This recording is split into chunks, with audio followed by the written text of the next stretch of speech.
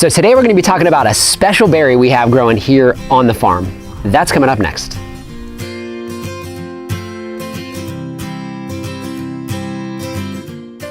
Hello everyone, this is Dwayne with Edge of Nowhere Farm, and we're coming to you here today on a breezy, very, very warm mid-May afternoon.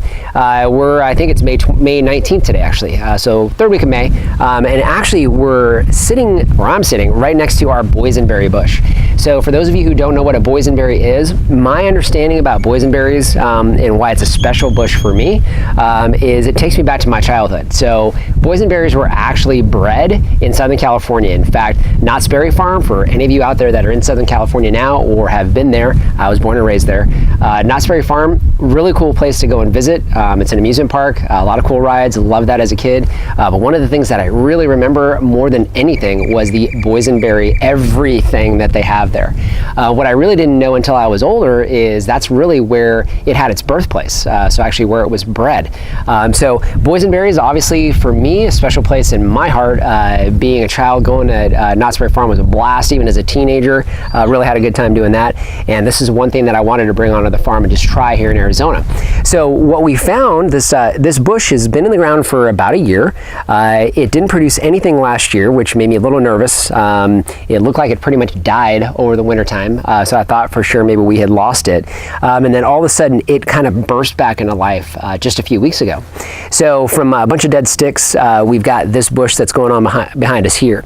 So now we have several berries here on the property. I'll be sharing another one here in one of our next videos. In fact, I'm going to link a video that we have here on our Primark Blackberry, and these are all of our berry beds that we've got around us. I've got a raspberry here, which we'll talk about in another episode. This is our boysenberry here, but a couple things I wanted to talk about I didn't in our Blackberry video. We did talk briefly about the beds. So we've got Blackberry beds that are about a 4 by 4.5, 5 foot bed.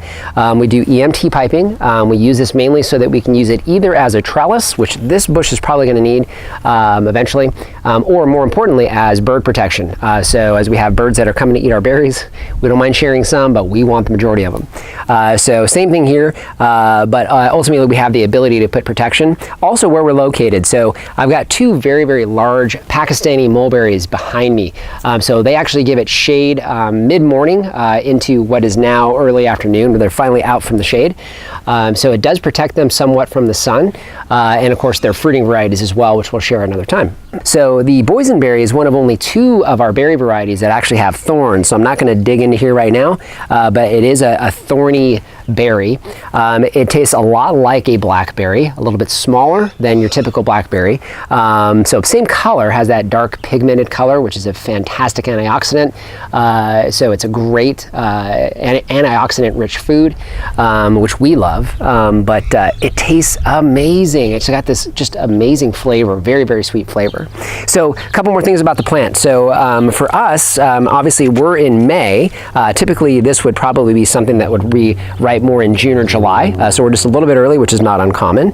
And because it's thorny, it's a little difficult when you're going to try to harvest, but I've got one out here on the end. I'm gonna pull for you guys now because I can get to it. If I can get it off, there we go. So one of the things that that we've noticed with this is very similar to raspberries is it's kind of hard sometimes to get the whole berry off. So I've got kind of a piece of it, but I'm gonna try it for you guys real quick here on camera.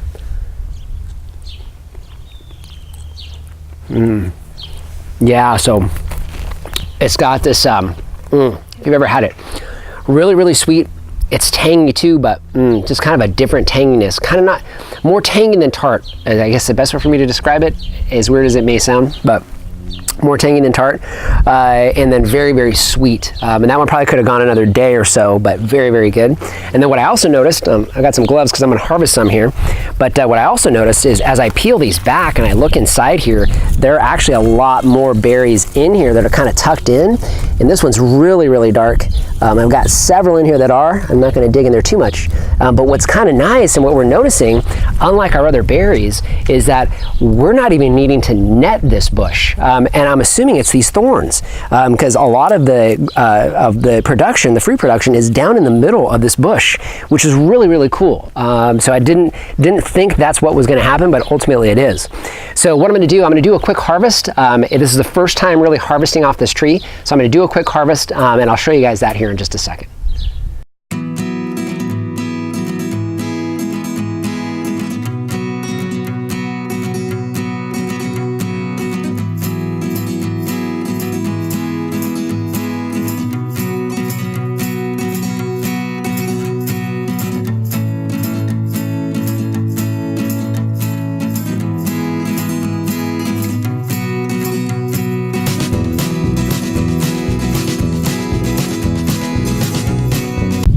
All right, so I'm done harvesting. I don't know, I've got maybe a dozen or so here, but man, really found that as I pulled the bush back, because it's obviously it's got a lot of thorns on there, but as I pulled the bush back, I really found that the super ripe berries were down underneath there, completely hidden. I mean, there's some in here that are, I mean, the size of a good legitimate blackberry.